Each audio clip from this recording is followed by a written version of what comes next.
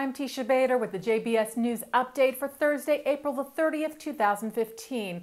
The father of Or Asraf, the last unaccounted for Israeli citizen in Nepal, headed for the earthquake-ravaged nation to join the search for his son.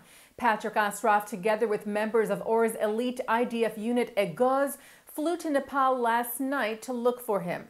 All other Israelis who were traveling in Nepal at the time of the 7.8 magnitude quake that hit this past Saturday have been accounted for, and most have been rescued and returned safely to Israel.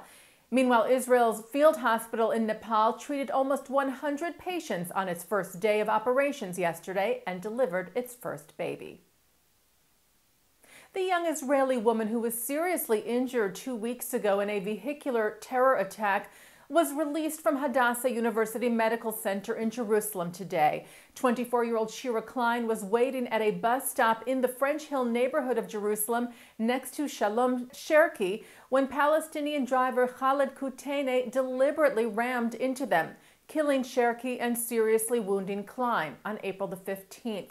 Klein will now continue her recovery at the rehabilitation unit at Sheba Medical Center in Ramat Gan. An amendment to help Israel protect itself from Hamas terror tunnels received initial bipartisan approval yesterday. The Times of Israel reports that the amendment authorizes research and development of an anti-tunneling defense system to protect Israel from deadly terror attacks from the tunnels, like the ones we saw this past summer during Operation Protective Edge. It's called the Lamborn-Graham Amendment, as it combines language from two pre-existing bills, one sponsored by Democratic Representative Gwen Graham of Florida, the other by Republican Representative Doug Lamborn of Colorado, into an amendment to the NDAA, the National Defense Authorization Act, which lays out the Defense Department's budget. It being added as an amendment to the act passed unanimously by the House Armed Service Committee yesterday. The NDAA still faces an approval process. Pro-Israel lobby AIPAC endorsed the legislation, writing that it promotes real cooperation and cost-sharing between Washington and Jerusalem, and will help both the United States and Israel defend against future threats emanating from tunnels. Jewish Independent Senator Bernie Sanders has put his hat in the presidential ring. The Vermont senator announced this morning that he will be seeking the Democratic nomination for president in 2016. Sanders was born in Brooklyn to Jewish immigrant parents from Poland.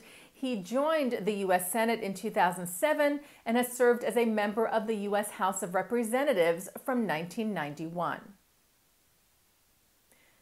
Argentina's legislature passed a bill yesterday to provide financial compensation to victims of the 1994 bombings of the AMIA Buenos Aires Jewish Community Center, which killed 85 people and injured hundreds. The bill was approved unanimously in Argentina's Senate earlier this month and then passed on to its parliament's lower chamber, where it passed yesterday. A one-time compensation will be paid to the estates of the 85 people killed and to those who suffered major injuries.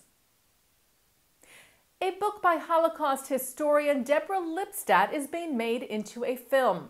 History on Trial: My Day in Court with a Holocaust Denier, published in 2005, tells of Lipstadt's legal battle with Holocaust denier British revisionist David Irving. The movie, titled Denial, has begun production, and playing Lipstadt is Academy Award-winning actress Hilary Swank. Lipstadt, who is a professor of modern Jewish and Holocaust studies at Emory University, told the Times of Israel that the film's producers have consulted with her on many aspects of the film and that she was hopeful the film would strengthen efforts against Holocaust deniers. President Barack Obama today signed a proclamation declaring May of 2015 Jewish American Heritage Month. The president urged Americans to learn more about the heritage and contributions of Jewish Americans, who he remarked have, quote, fought tirelessly in the face of unspeakable discrimination and adversity.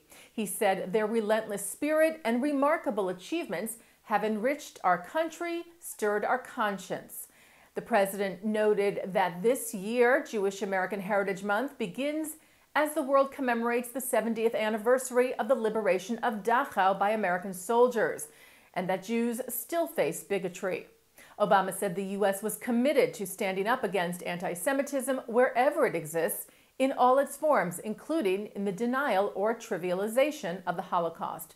The president added, "We also reaffirm America's unwavering commitment to the security of the State of Israel and the close bonds between our two nations and our peoples."